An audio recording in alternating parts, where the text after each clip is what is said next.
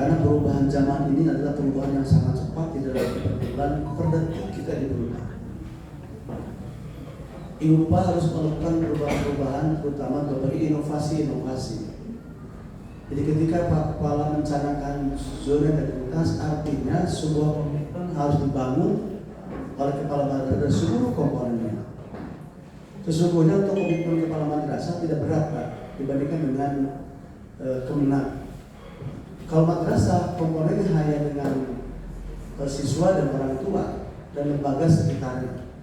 Di Kemenag itu komponennya itu berhubungan dengan berbagai kelompok dan masyarakat yang lainnya, sehingga agak berat kalau Kemenag untuk mencapai Z ini. Tetapi madrasah tidak terlalu berat selama komitmen itu bisa dilakukan bersama-sama. Makanya yang pertama adalah yuk rubah mindset dulu para guru, para kepala madrasah, bahwa kita ini akan menuju sebuah masa, sebuah waktu, sebuah kegiatan yang namanya zona integritas, di mana adalah sebuah komitmen bersama dalam rangka meningkatkan wilayah bebas dari korupsi. Itu komitmennya adalah bagaimana kita melakukan integritas dalam rangka meningkatkan layanan kepada masyarakat. Ada 4, ada 5, ada 6 komponen. Dari 4, dari 5, kemudian ada 6 komponen. Yang pertama adalah, ini pemungkitnya, pemungkit Z itu adalah yang pertama manajemen perubahan. Kepala madrasah harus melakukan ditata pengelola tentang perubahan. Kira-kira di sini ada apa inovasinya? Inovasi-inovasi yang dilakukan oleh kepala madrasah dan seluruh komponen itu lakukan. Inovasi ketika zaman digital sekarang ini harus dilakukan. Selama ini misalnya ada orang Cibatu yang lagi membara di Kalimantan misalnya, ketika dia membutuhkan legalisir ijazah, makanya di Kalimantan ke rumah gini kali ke Garut dengan biaya yang gede, terus naik pesawat, naik perahu. Nah sekarang kira-kira apa inovasinya? Orangnya di Kalimantan, tetapi dengan cepat, tidak selama 2-3 hari selesai. Orang di Kalimantan tidak usah datang ke Garut, tidak usah datang ke Cibatu. Coba lakukan ini inovasi-inovasinya. Tidak susah sebenarnya. Yang penting paham tentang teknologi. Makanya ditata dulu manajemen perubahannya sehingga bisa dilakukan sebuah komitmen bersama-sama. Masih banyak Bapak tentang perubahan-perubahan yang dilakukan. Misalnya tentang absen misalnya. Selama ini absen, para guru itu menggunakan manual, artinya menggunakan fingerprint.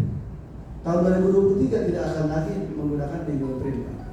Semua terkoneksi langsung ke pusat dengan aplikasi pusaka. Jadi tiba-tiba ibu bapak setiap bulan mendapatkan gaji itu 5 juta misalnya, kok tiba-tiba hanya 3 juta. Mengapa? Karena bapak tidak absen secara online ke pusat.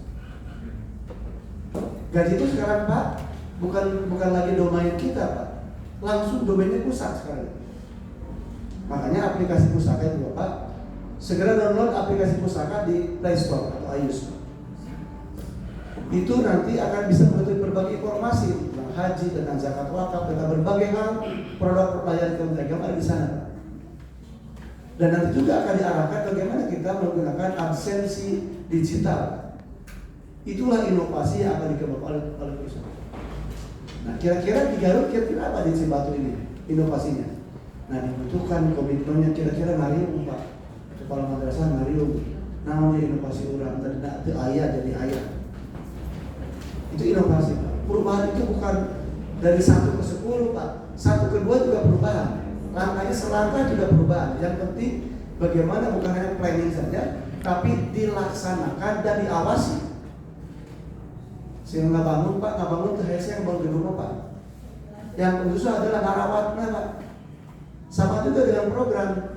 Gampang dan tidak sulit untuk membuat sebuah program. Tetapi kontinuitasnya yang agak berat. Diawasinya, dievaluasinya yang paling berat. Makanya ketika pencanangan lakukan manajemen perubahan.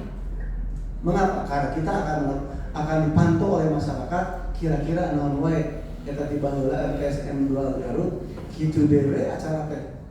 Tidak ada perubahan-perubahan eta ulas gedungna warna eta deui. Cing kan harus merubah misalnya. Itu juga perubahan, Pak. Semula warna gini misalnya itu ke depan perubahan warna di SK-kan, Pak. Itu perubahan juga. Kemarin jadi ada masjid perubahan di SK-kan. Itulah KMPJ yang dimasukkan dalam aplikasi KMPJ itu. Itu perubahan, Pak. Perubahan itu bukan hanya aktivitas, tapi harus dibuka dalam sebuah surat keputusan kepala sekolah. Yang kedua adalah penataan tata laksana, Pak. Bagaimana penataan guru-gurunya, tentang kurikulumnya, kalau di madrasah, tentang pengelolaan pembelajaran di masing-masing, bagaimana ditata dengan sebaik-baiknya, tentang administrasinya yang rapi. Kedepan ini Bapak, coba lihat dari perkembangan dunia sekarang.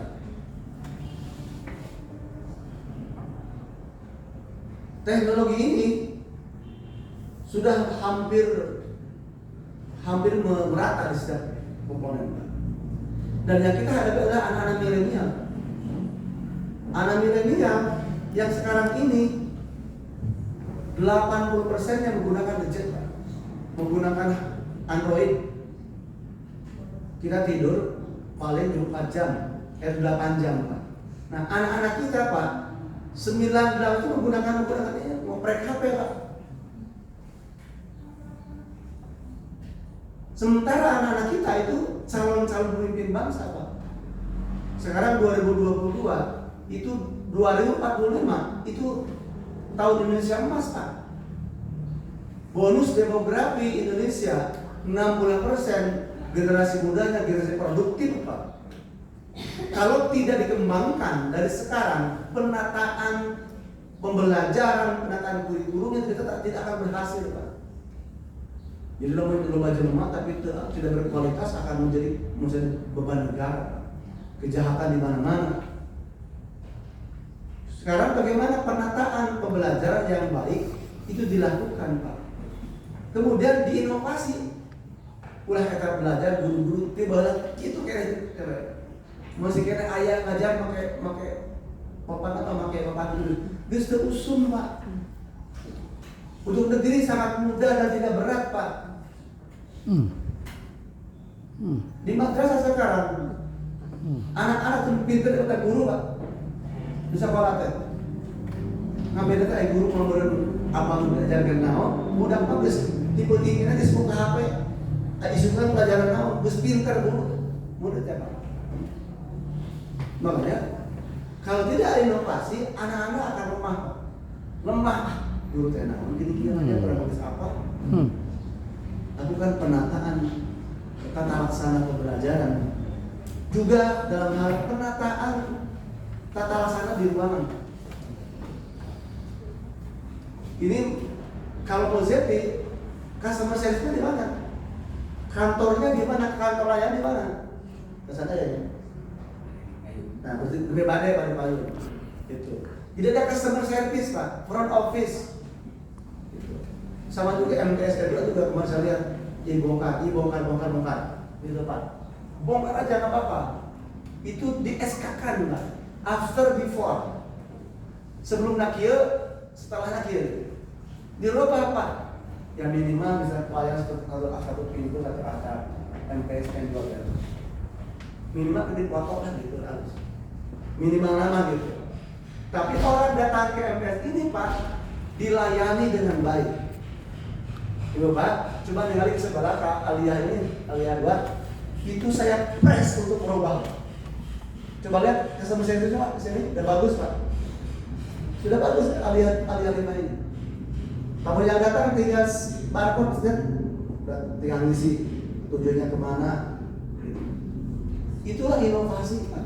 Penataan tata laksana administrasi tamu, administrasi parkir, administrasi pembelajaran, macam-macam ditata dengan sebaik-baiknya. Kalau tidak, maka orang akan jenuh dengan kondisional.